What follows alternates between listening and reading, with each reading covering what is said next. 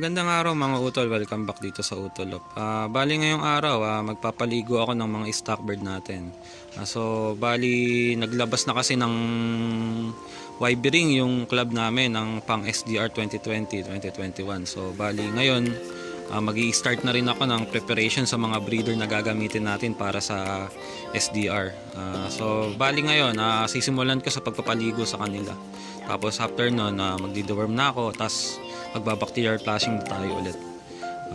So bali yun, samahan niyo ako mga utol, magpapaligo tayo ngayon sa mga breeder natin.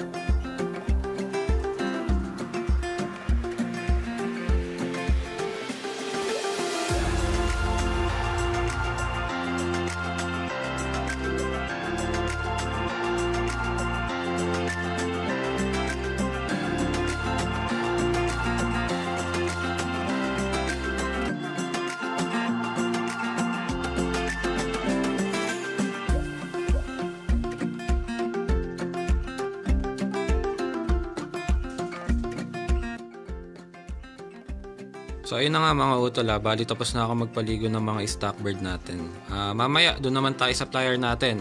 Magpapaikot ako ng mga ibon natin sa taas. Babalik na lang ako mamaya.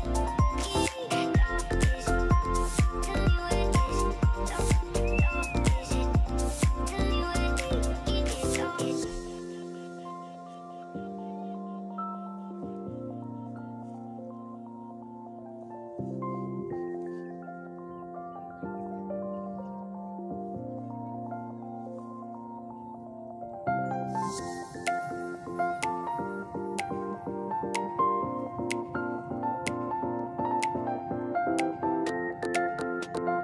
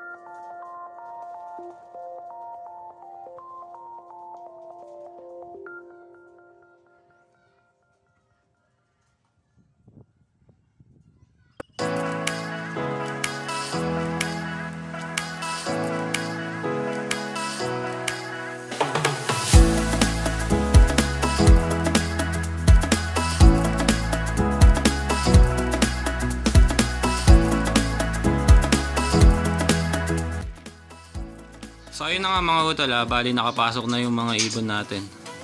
Hindi tayo masyado pinahirapan ng mga ibon natin ngayon, medyo nag-improve na yung trapping nila. Siguro medyo bibigyan ko sila ngayon ng pagkain, medyo bubusugin ko. Para sa susunod, alam na nila na pag tinawag ko sila, kakain na sila. So ayun sila, naghihintay sa labas. Nandun, nakaabang sila dun sa lagayan ng pagkain nila. So tara mga udal, pakainin na rin natin.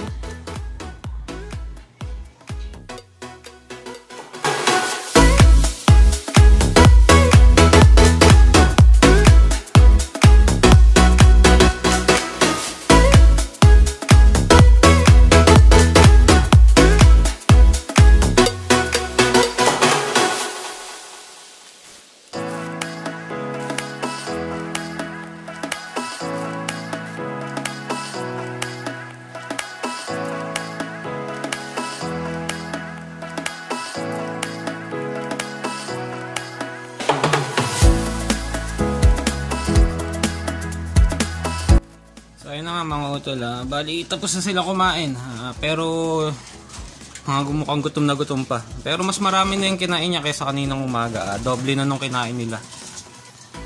Ngayon ang gagawin ko naman, kumugutom pa sila, bibigyan ko sila isa-isa para mga umamo sila, para mga bumait.